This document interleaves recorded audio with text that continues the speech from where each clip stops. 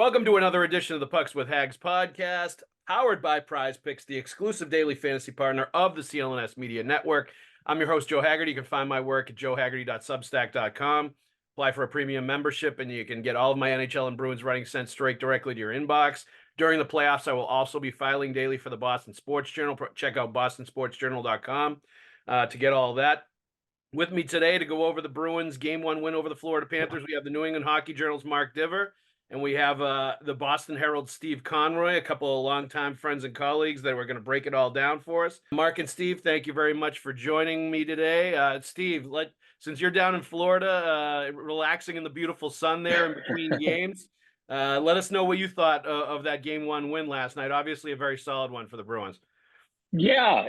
I mean, Florida came with a push in the first 10 minutes of the game, and Swayman had to make a great stop. He basically created that great opportunity with a kind of a fat rebound out front, but he recovered, made that great save on Lundell, and then they pushed back, and they had a lot of chances. Bobrovsky made, I think, 2 or 3 excellent stops, maybe a little awkward, but he had excellent stops in the first period, kept it scoreless.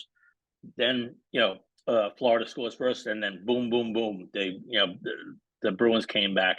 There was a little shaky moment there in the beginning of the third period, but I'll tell you, Jim Montgomery earned his stripes last night with that timeout. It completely changed the whole vibe of the game. 2 minutes later, Brazo scores. Pretty much game over after that. Yeah, that was the perfect time to use the timeout. A little unconventional maybe by some people's taste, like you want to save it to the end, in a playoff game, whatever, but it was exact right time in that situation, in that game where they had a decent lead, but they were really starting to slip, and it seemed like just going into the prevent defense way too early. Yep. And they were going to let Florida right back into that game, and he, went over things with them. I think Marchand was a little snippy with some players on the bench that weren't paying attention to go over to listen to the meeting too, so they were all getting back on the same page, but it's exactly what you want in that situation. And you're right, it totally changed the momentum, and Brazo gets the goal shortly after that. A couple things I would say, it seemed to me like maybe Florida was a little bit rusty in this game. Like we didn't see their best, I would say. Sure. I think there was a lot more room for the Bruins to operate in the offensive zone against Florida in this game than there was for large parts of that Toronto series. And Florida did get 39 shots on net. Like they got a lot of offensive zone time, a lot of looks. Jeremy Swayman was awesome in that game again for the Boston Bruins, as he continues to be. But I wonder, Mark, if we see the series change a little bit in game 2 and we see a much better Florida Panthers team going forward. And if this is one of those series where the first game, is its own sort of thing, and the series maybe changes the way it's played and how competitive it is after that point.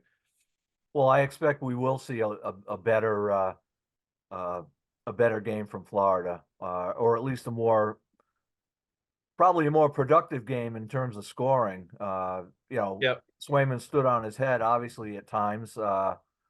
You'd like to think that'll continue, but I think Florida will be coming hard. I think you'll see. I was surprised we didn't see it at the end in the last 5 minutes or so. Them, bumping Swayman. Yeah. Really getting Tkachuk pulling his deal where he I was waiting for Matthew to pull something there, and I would expect we'll see that early in game 2. Yeah. Just because that's what they do. That's what they do. That bully mentality that they have ridden. They rode that to the Stanley Cup finals last year, and it's worked for them, and you didn't quite see it last night. There were a couple of instances where they had some punches going in the scrums, but I think we'll see more of that on Wednesday. Yeah, I mean, I think that's a great point, and I think it's true. Like that's part of the whole theme of I'm not sure that we saw Florida's best in that game last night. Their most intense playoff performance, attitude, approach, whatever you want to call it. Maybe Steve Matthew Tkachuk is waiting for his tag team partner Sam Bennett to come back into this series too before he really starts stirring it up, and him coming back at some point, I think is going to change a little bit of that for sure. The physicality level, the intensity level, that bully mentality that Mark is talking about. But what do you anticipate for game 2 coming off of that game 1 performance last night? Yeah, a lot of that. It's interesting. It certainly sounded like Montgomery was ready to throw up that, that not goalie rotation, but even using Allmark. Sound like he's ready to ride, Swayman to until he can't, play to this level. Steve, I was happy to see Montgomery say I didn't want to outsmart myself with the goalie situation last game. That was the exact right thing to say. But at some point, they are probably going to get into the situation where they were in last year, where they rode a goalie too long. Yeah. So we'll see. We'll see. I mean, they keep saying that it's the strength of our team, but now it's going on a long time since Linus Allmark played a game. At what point do you basically render him ineffective by inactivity? I mean, it's a great point. And what's it been now? It's been over 10 days, right? Since he played, almost 2 weeks. It's got to be getting up. Yeah, he played game 2. Yep. So it's been a while. That's interesting. I mean, do you anticipate or do you think they should go with him in game 2? I look, you're up 1-0 in the series. Swayman is playing unbelievably well. There's definitely 2 schools of thought there. If you just keep going with Swayman until the wheels fall off, or until he shows some signs of fatigue or whatever. But at the same point, you're right. If they get to a point where they get that way with Swayman, and it's let's say, game 5, game 6 of this series, and Allmark hasn't played in almost 3 weeks, that you're putting him in a tremendously, difficult situation there. Up 1-0 in the series, playing with house money, potentially going up 2-0 and then going home and maybe a chance to really drive the stake in if you go up 2-0. This might be a really good opportunity to put Allmark in and just get him a start and sort of then go back to Swayman afterwards. I can see the argument for that totally. Yeah. To be honest with you, I was in favor of them starting Allmark, and then on that first shift, that first 2 saves that he made, I think, okay, maybe they really should have gone with Allmark, although he made the save, but it was a pretty fat rebound. But he recovered, and he was tremendous. No question about that. 38 saves, and that's a lot of rubber to see. And I think a lot of those shots came. I think 11 came in those first 5 minutes of the third period. Yep. So it's going to be interesting. What do you think, Mark? Would you even think about going with Allmark in game 2, or be too afraid of outsmarting yourself and just ride Swayman until he shows signs that you need to take him out? I would think about it, and then I would start Swayman. That's my position. Until I think I would ride Sway until he gives you a reason not to. The long layoff potentially for Allmark could be a factor, but I would say jump off that bridge when you come to it. I would continue to go with Swayman here, at least for the next game. After that, who knows? Yeah, no, it is a tough decision. I don't think that's an easy decision, because once they win game 1 like they do, it wouldn't be the worst thing in the world for Swayman to get a couple days off and then go right back at it at home in game 3 and give Allmark game 2. And, if you lose with Allmark, no big deal. You're going home 1-1 still, with a chance to win both games at home and really go up in the series. And if you win, you can go right back to Swayman and potentially maybe even close them out at home quickly and have a quick series out of it. So, that would not be an easy decision. I expect that goalie Bob and Monty and the rest of the Bruins brass will be going back and forth a lot on that one. But by the same token, I also feel like you're tempting hockey fate a little bit if you go away from the hot goalie like that. You just keep playing him as long as he's playing that way, and you don't do anything different. Once you start fooling around with it, as we've seen before, and start playing around with the lineups and playing around with the players you're putting in, that's when, stuff can start to happen. Why don't you go and get the Prize Picks app? Prize Picks is the largest daily fantasy sports platform in North America and the easiest and most exciting way to play daily fantasy sports. Instead of battling thousands of other players that could be pros or sharks, you simply pick more or less than on 2 to 6 player stat projections and watch the winnings roll right in. You can get in on the playoff action and win up to 100 times your money on Prize Picks as you and the world's best players take the game to a new level during basketball's upcoming playoffs, during the Stanley Cup playoffs as well. As I mentioned, you can win up to 100 times your money on Prize Picks with as little as 4 correct picks. You can turn $10 into $1,000 with basketball, hockey, and anything else today on Prize Picks, America's #1 fantasy sports app. It has something for every sports fan, from basketball to hockey to League of Legends and everything in between. You can pick LeBron, Connor McDavid, and Jude Bellingham all in the same entry. How cool is that? You're going to want to get involved right now. David Pastrnak, you can do goals, you can do shots, maybe you can do turnovers because sometimes he has a lot of those in the game as well.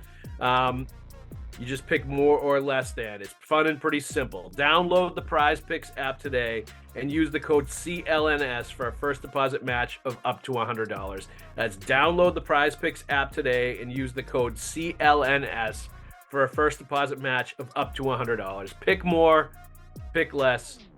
It's that easy. Mason Lowry, first playoff goal last night. He's been outstanding, I think, the last 3 or 4 games that he's played. Really noticeable because of his skill level on the back end and for a defenseman. Just makes some of the most skilled plays of any of those blue liners. And from what I've seen, he's also playing. He's upped his physical game in the D zone. He's upped his compete level in the D zone, and he's surviving there, and he's doing what he needs to do, Mark, to do the job defensively as well as offensively, and be really confident with the puck, and be looking to make plays and take ice when it's there. What have you thought of his play in the playoffs to date, and how he's played maybe these last few games? Well, I was wary of putting him into the lineup, in the Toronto series before his first game there because, of his defensive shortcomings. But to his credit, he has simplified his game, I think, in the D zone, in terms of when he has the puck, he's taking what's in front of him and making the simple play. If that's a 10-foot pass, then he makes it. Whereas, at times during the season, he would, get in trouble with trying to do too much instead of just taking the easy play. But he's really improved in that regard. These last few games, and it's just fun to watch a kid, blossom right in front of you, to raise his game and to become a factor. And, in the offensive zone, the guts on the kid to do some of the play last night, if that, I don't know, say he shoots it wide, it goes around the glass, and here comes Sparta on a 2-on-1, and they score. Well, that didn't happen, but it worked out in his favor there. But the guts to make that play and to have it pay off, a lot of young kids don't have that. He does. He's not afraid. He has incredible amount of confidence. To his detriment at times, as I've mentioned. But boy, you love to see it. That was just and when you think about it, he didn't get called up until after Game 2 of the Toronto series. Yep. So, if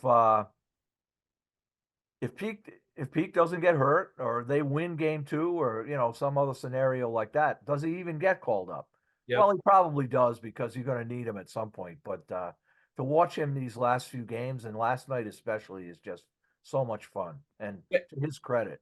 And that's supreme confidence that he has offensively, as it starts to mesh with more experience and maturity and understanding situations, and playing smart hockey, and doing what he's supposed to do and taking the easy plays, you said, when it's there.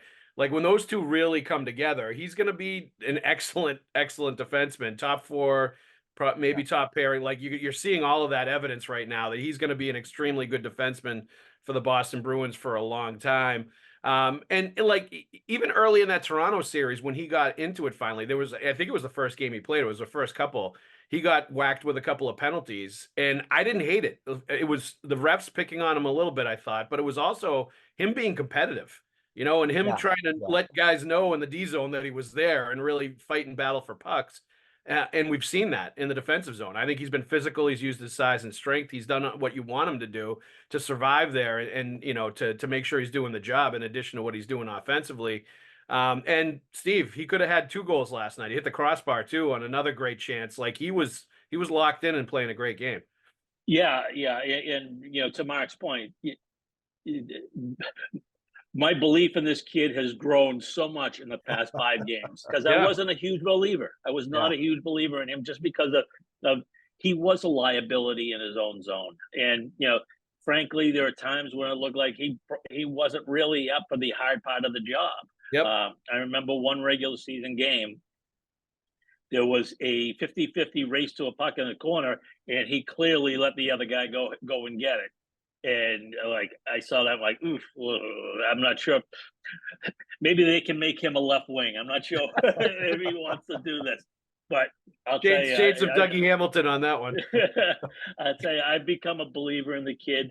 The way he's risen to in a very difficult situation, high pressure situation. He's not taking the easy way out in the defensive zone. They really have a player. I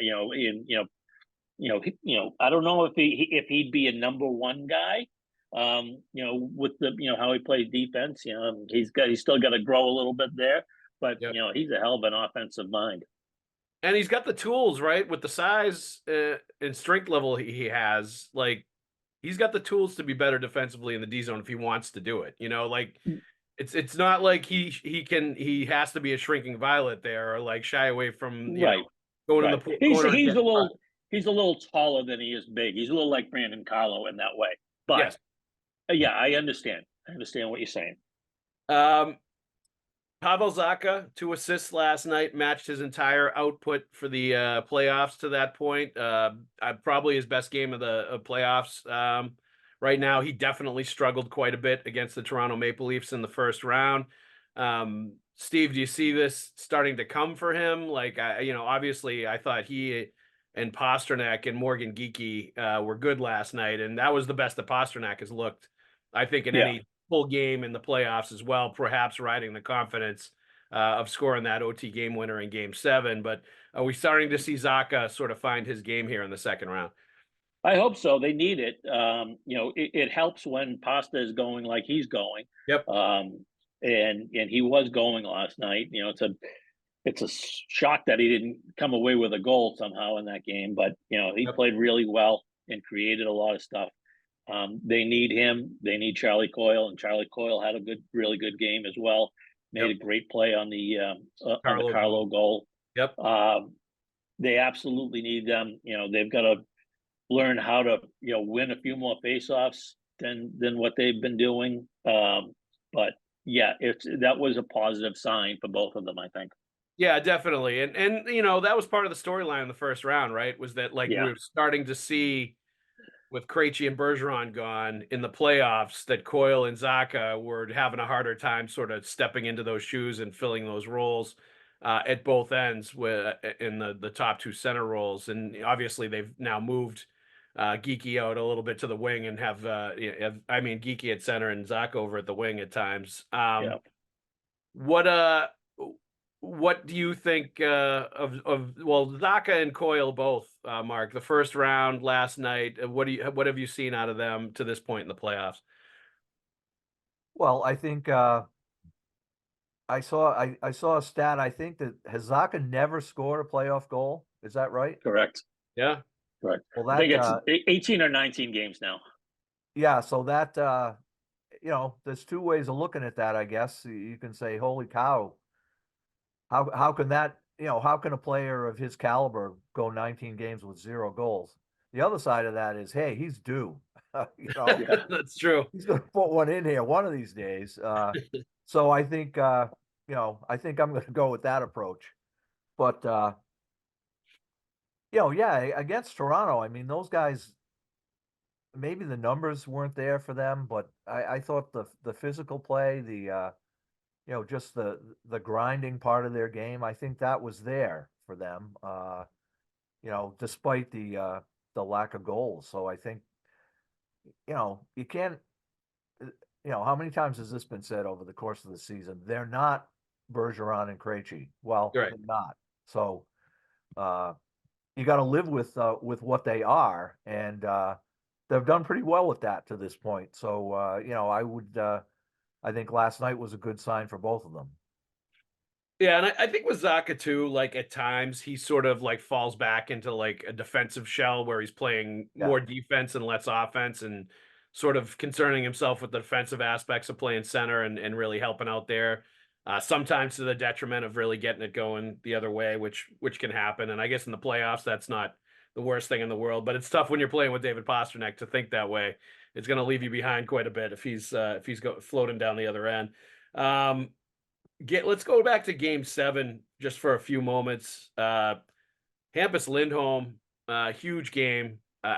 Exactly the kind of answer you wanted to see from him. Given some questions that had been there about him in the playoffs to this point with the Bruins. Obviously, he scored the goal, but then he also connects with Pastrnak on that play, and it was a great play. You could see Pastrnak pointing his stick and communicating with Lindholm where he wanted the puck. I think he even yelled when he was going towards the blue line to, telling him to let it go. And then they end up connecting and scoring on that goal.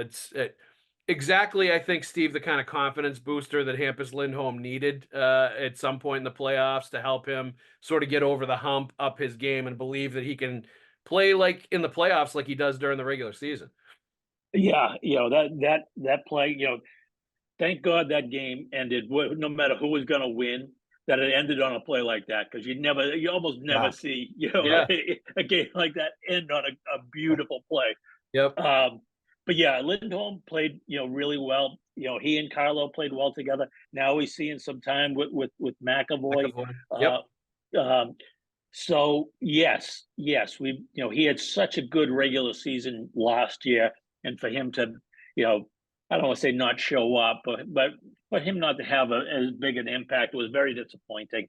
And that maybe that's something that will really give him confidence, because even the best players need confidence. And it sounds silly to people outside the sport that says this $6 million athlete needs confidence, but it's just a matter of fact. Especially if you haven't performed well in the playoffs, after a while, and that may be what Zacha's going through to a degree, when it's been a long time and you haven't really played as well as you can, or you do normally, it starts to get in your head in the postseason. But and they're going to need Hampus Lindholm, Mark, in this series. He struggled against Florida in that forecheck last year, big time. In the playoffs, and he needs to be better against that, heavy punishing forecheck that Florida throws at you. They obviously didn't get it going as well as they can in Game 1, but that's another area where I expect them to be better and going harder at the Bruins and their defensemen in Game 2. After seeing what Toronto was able to do to really get them struggling to break it out of their zone when they put them under heavy fire with the forecheck. So, Lindholm's the kind of guy that's going to have to be important in this series. Yeah, no question. And, in the Game 7, it was impressive talking about his confidence. He made a bad play in the first period. I don't know what, 10 minutes in, maybe. Just gave the puck away. Yes, I remember what you're talking. Yep. And, you kind of shake your head and after that, and you think, well, is it going to be that kind of night for this guy?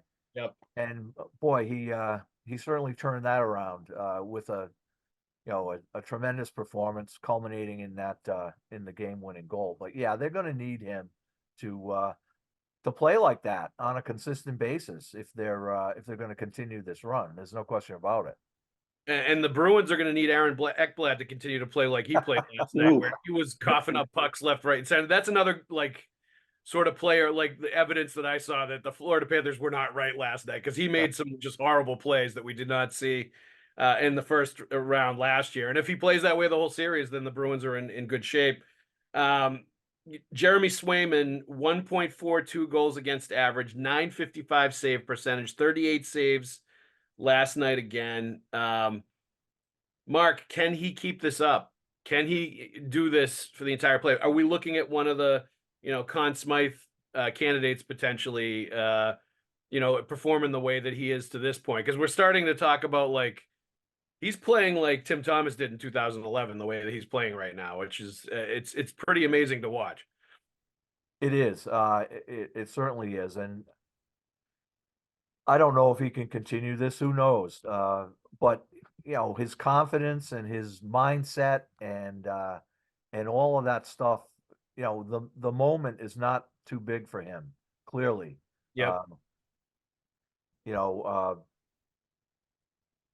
footage of him, laughing behind his mask on some of these. Yes, when he was underneath the pig pile at his net. Yeah, that was pretty amazing. And that's evidence that like there's no signs of fatigue whatsoever. And you probably have to keep running with this guy when he's got, that kind of attitude, and that's the way he's performing and acting in these games.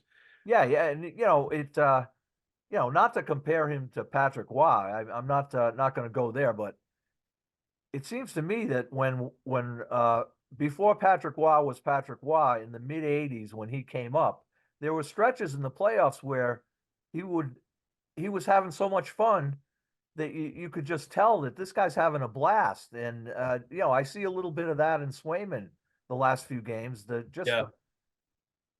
laughing, the joking, the having a good time there is works for him. So I don't see why he can't continue it. I don't know if he's going to win the Conn Smythe, but it would be a great story. It certainly would. Steve, do you think he can keep this up? He can maintain this? Do you see evidence that this might continue for the duration of their playoff run? Well, it depends how long the run goes. If he keeps playing like this, it's going to go pretty long. Yeah. Like you guys say, he's not showing signs of fatigue. That I referenced that first sequence there. Maybe there was some, but he bounced back and he was great. I think he can. And he certainly seems to be grabbing the moment with both hands. And he said you can almost see that he recognizes that this is my time. And I don't know how far in the back of the mind this is, but he's got a contract coming up too. Yeah. And he's going to get paid handsomely now. yes, he will. He will. And I think he can. I'm not sure he can do it without a little bit of a break, but we'll see. But I think, I don't foresee the Boston Bruins taking Jeremy Swayman to arbitration this time around this offseason. Yeah. Let's put it that way. I think they're going to take care of him, and rightfully so. Especially after I got the sense that's what they want to do. They could have gone 2 years on that arbitration, and it's kind of, it's a little bit of a mystery why they didn't. My guess is that they want to take care of him. They look at him as the goalie of the future. He's one of those rare guys that they drafted and developed. Yep. And I'm sure they want to keep him in the fold. Absolutely. You getting excited about the Boston Celtics? Jason Tatum, Jaylen Brown, the entire band of Celtics players looking like they have what it takes. Even if Porzingis is hurt every once in a while and has to miss a few games, they look like they're going to put a blowtorch through the Eastern Conference and have a lot of exciting games. If you want to get in on the action, go to Game Time. It's an authorized ticket marketplace of the NBA, which makes getting playoff tickets even faster and easier. Prices on the Game Time app actually go down the closer it gets to tip-off. If you need to check out the website, check out gametime.co to see what it's all about. But there is lowest ticket price guarantees, event cancellation protection, 24-hour return guarantees, job loss assurance, on-time ticket delivery. Game Time Ticket loves their fans, and they're committed to ensuring you have an outstanding experience with them. So why not go and see what Game Time is all about? You can download the Game Time app, create an account, and use code CLNS for $20 off your first purchase. Terms apply, but again, create an account and redeem the code CLNS for $20 off. Download the Game Time app today. Last minute tickets, flash deals, zone deals. It's easy to find and buy MLB tickets in addition to the NBA playoffs for every kind of event in the arenas. Views from all seats in the venue, lowest price guarantee, event cancellation protection, all of that stuff. Game Time is an app worth checking out. So download the Game Time app today, create an account, and redeem the code CLNS for $20 off. Download it. Last minute tickets, lowest price, guaranteed. Game Time. All right. Tweet of the week question here from Boston Brew Eye. Where is the why are the Florida Panthers where is this Florida Panthers are a heavy favorite over the Bruins team coming from? 1 point separated them in the standings, and the Bruins have yet to lose to them this season. Doesn't mean they will win this series, but I don't see the Panthers being any better than they are. I mean, I like look on paper. Maybe this seems like a similar matchup to Toronto, where they were like sort of close in the standings. They're division rivals.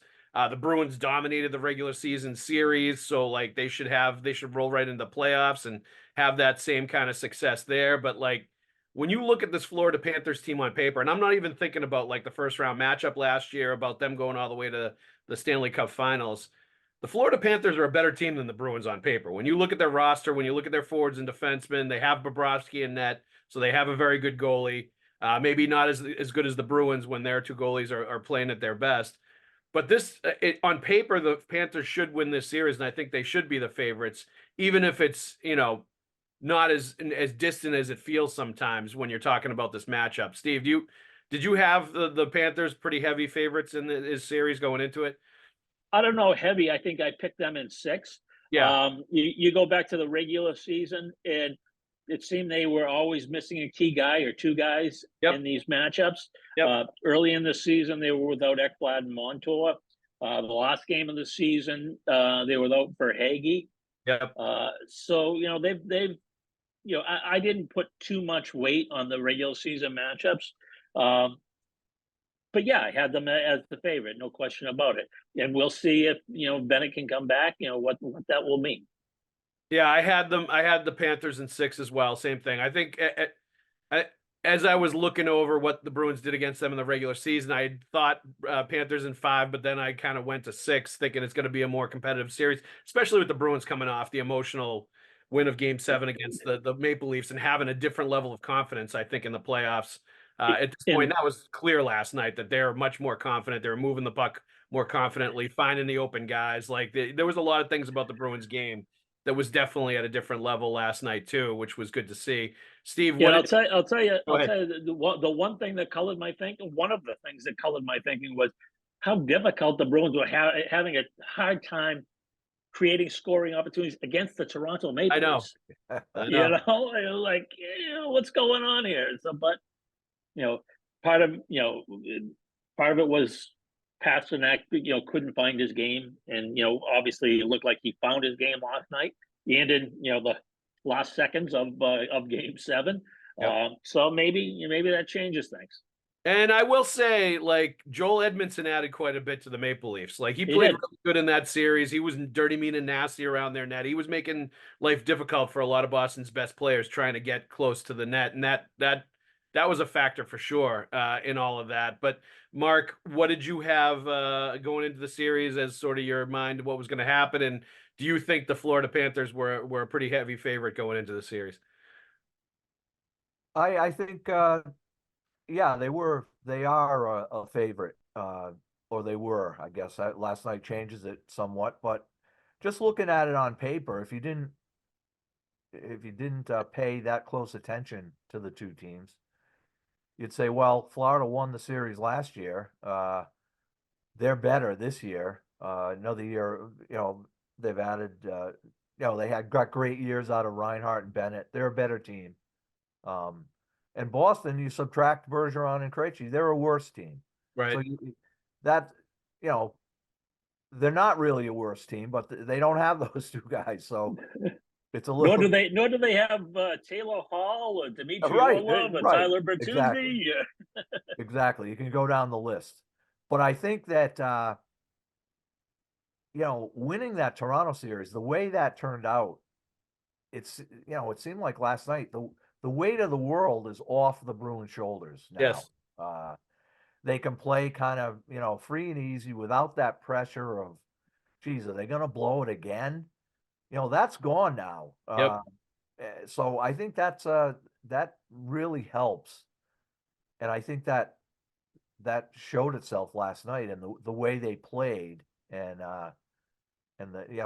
having that was an impressive win. I was didn't go back over the box scores, but that's as impressive a playoff win as I can remember in the last few years by the Bruins. That was they gave up a lot of shots and their goalie stood on his head, but that's the kind of game that can change to my way of thinking, change my prediction from Florida now to Boston maybe in 6. So that's my thought on it, that the confidence that they gained from winning over Toronto gives them a leg up now.